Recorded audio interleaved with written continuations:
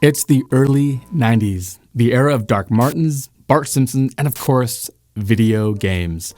When it came to what is now dubbed the console wars, there were really only two names, Nintendo and Sega. Sony had shaken up the music industry just a decade prior with the Walkman, but by the 90s, it looked like their best days were behind them. That is, until they unveiled a console that would not only save the company, but revolutionize gaming for decades to come, telling all the competition, a new player has entered the game.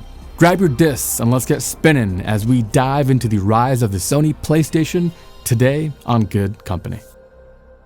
Today, Sony is a technology and media powerhouse, producing blockbuster movies and innovative tech, from smart TVs to phones and computers. But, of course, their crowning achievement is the mighty PlayStation. Having long dethroned the original home console king, Nintendo, PlayStation is the ubiquitous console for both noobs and hardcore gamers. To this day, PlayStation 2 ranks as the top-selling video game console of all time, with both the PlayStation 4 and the OG PlayStation also ranking in the top 5. Even despite global shipping delays after the global pandemic of 2020 and 2021, the newest addition to the PlayStation dynasty, the PlayStation 5, continues to dominate sales, already cracking 13 million units at the time of this video's recording. Suffice it to say, Sony has established itself as a global tech and media empire, and its cornerstone is the PlayStation. It's hard to believe that there was a time in history where the corporate giant nearly faded into obscurity. The Sony Corporation's roots stretch all the way back to 1946, where Ibuka Masaru, an electronics wizard, and Morita Akio, an applied science instructor, served as engineers designing heat-seeking missiles for the Imperial Japanese Army during World War II. After the war, the two would develop one of history's most productive and intriguing relationships, lasting over 40 years. Ibuka's engineering genius and Morita's business mastery led to the birth of the Sony Corporation in 1958. While the company may be known for its technology and media prowess today, its initial groundbreaking product was something a bit more domestic: the humble rice cooker. However, their big breakthrough came in 1955 with one of the earliest versions of the pocket-sized transistor radio. From then on, Sony would build its reputation on world-changing technology innovations, including the first all-transistor desktop calculator, the first Trinitron color TV, and the first color video cassette recorder, the VCR. The jewel in Sony's crown from the early days, however, came in 1979 with the Walkman portable cassette player. For the first time ever, people could enjoy their favorite tunes on the go. If you love listening to music from your phone over your wireless headphones, you got Sony to thank. But things would not always stay as groovy for the technology innovator. Flash forward to the 90s. The Japanese economy had been in a steady recession for a decade. Both the company's founders suffered strokes. With their bold visionary leaders now out of the picture, the company reported its first loss more than $200 million. In their dire state, the company was reaching desperately for a one-up. Looking around, they saw the exploding video game scene. Home console giants Nintendo and Sega battled for supremacy in the living rooms all around the world. With nothing to lose, Sony took a dive into the crowded video game pool. Initially, their plan was to partner with an already established gaming company. They looked to none other than that friendly plumber himself, Mario. During this era, both Nintendo and Sega had vastly different strategies for success. Sega had recently released the Genesis console with add-ons like the 32X and the Media CD, propelling them into a slight lead. In the glow of their success, Sega sought to push their luck, diving into yet another console, the ill-fated Sega Saturn, a controversial move that would lead to their imminent demise. Around the same time, Nintendo invited Sony to produce a console, unlike anything the world had seen before. Unlike all other home consoles at the time, this new system wouldn't rely on clunky cartridges, no more blowing out the dust that collected inside them. The console would be dubbed the SNES CD-ROM. Unfortunately, this version of the console never saw the light of day. After a contract dispute relating to publishing rights and ownership, Nintendo decided to terminate the contract mid-production. Left in the dust, Sony scoured to find a new partner and even flirted with Sega. Now, it was not only business, it was personal. They not only wanted to beat Nintendo to the market, they wanted to dominate. Taking the initial plans that began with the Nintendo, Sony hammered out a new design.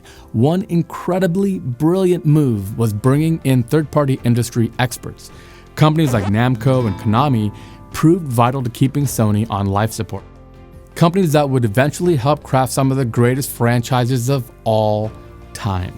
Finally, on December 3rd, 1994, the Sony Playstation made its global debut on Japanese store shelves. But the battle was just beginning. The bigger showdown was yet to come. On May 11th, 1995, the first ever E3 conference. The real-life tension between these rivaling game companies felt just as thrilling as a video game. Goliaths like Nintendo and Sega, and ready to face off against them, the David of the group, Sony. Taking center stage, Sega of America president Tom Kalinske made an announcement intended to launch Sega into the stratosphere. Sega Saturn would be made available immediately. Instead of enthusiasm, this announcement proved a shock to retailers, considering production had only barely begun on the new console. More shocking was the price point, $399, equivalent to about $730 in 2021, nearly double the cost of every other console on the market, including the Sega Genesis. Companies like KB Toys became so irate that they refused to stock the console. It was a defining moment largely responsible for ending Sega once and for all. But this isn't Sega's story. Given a right to reply, Sony's head of development, Steve Race, took the stage, making a simple, three-word statement that would rock the gaming industry forever. $299. And the rest was history. The price point was so significant it forced Nintendo to drop their intended price for the N64 by about 20%. Within its first year alone, the PS1 sold over 800,000 copies, outpacing the N64 and the Sega Saturn combined, and instantly eating up over 20% of the global video game market share. A new player had arrived indeed. The 32-bit processor was light years beyond the 16-bit processors used in previous consoles. And because it used CDs instead of cartridges, games could be made and sold at a much lower price point than the competition. Furthermore, the CD-ROM disc of the PS1 could hold upwards of 660 megabytes compared to the paltry 32 to 64 megabytes of the Nintendo 64 cartridge. This allowed a whole new level of storage for assets, textures, and longer games. But with all these things, there was a trade-off. The CDs having to spin to access data, game loading times were typically longer than on cartridges. By the end of the decade, Sony was shipping more consoles than Nintendo. By the year 2000, the company was ready for its first follow-up, the PlayStation 2. To this day, the highest-selling console of all time. Of course, the console was a bit of a Trojan horse in that it was one of the first consoles to function as a DVD player, allowing kids to build a strong case for their parents, shelling out $300.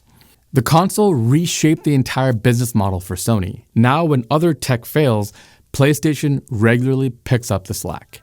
Serving as a cornerstone to the business, Sony has even began retooling PlayStation technology for other products including computer monitors, laptops, and smartphones. Now, nearly 30 years later, Sony continues to push the boundaries of technology, using the PlayStation console as their main innovation vessel. As the world of gaming has evolved, with more and more players favoring custom computers over consoles, the PS5 had to be in a league of its own. Its standard CPU is twice as powerful as base model PS4s. The PS5 is also the first PlayStation to use a solid-state hard drive, providing some of the fastest game loading speeds ever. What's drawn more attention, though, is the PS5's increased graphics fidelity, intended to push gaming resolutions to never-before-seen heights, with outputs in 4K and even 8K. In 2020, Sony pulled in a record $85 billion of revenue. Of that, roughly 30% came from the gaming and network services. PlayStation 3, 4, and 5 console sales pulled in $5 billion. As of right now, Sony projects shipping 15 million PS5s by March of 2022, and that's even with global supply chain shortages and delays. By the end of 2021, PS5 was the highest-selling console, becoming the first to outsell the Nintendo Switch, breaking Nintendo's 33-month streak at number 1. These numbers, though, are about 1 million off the mark from what Sony initially expected. Throughout 2021, a stagnant supply chain led Sony to downsize production. The reasons are a bit convoluted, but between international regulations and supply chain issues, Sony has been struggling to meet demand while also keeping the console as close to its initial price as possible. Today, there is a new console war. Despite its setbacks, the PS5 has still sold nearly twice as many units as the top competitor, Xbox, in 2021.